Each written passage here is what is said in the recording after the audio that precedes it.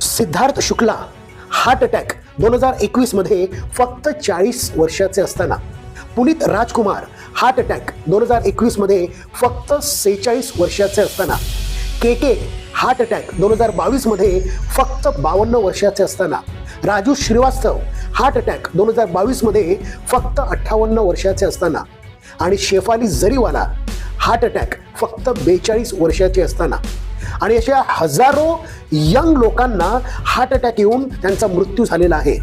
आणि एवढंच नाही, गेल्या 3 ते 4 वर्षाचा रिपोर्ट जर आपण अभ्यासला तर तो शॉकिंग रिपोर्ट आहे. हे बघा, 2019 मध्ये 5849 लोक हार्ट अटॅकने मेले, 2020 मध्ये 5633 लोक हार्ट अटॅकने मेले आणि 2020-21च्या दरम्यानमध्ये 17,880 लोक हार्ट अटॅकने मेले. म्हणजे हा आकडा तिप्पट झाला. 2021-22 मध्ये पुन्हा 32,457 लोक हार्ट अटॅकने मेले. एवढी वाढ झाली आणि हा नंबर दरवर्षी वाढतच जात आहे. काय कारण असेल? 2020 मध्ये असं काय झालं होतं ज्यामुळे हा नंबर वाढतच जात आहे? तुम्हाला काय वाटते? मला कमेंटमध्ये सांगा.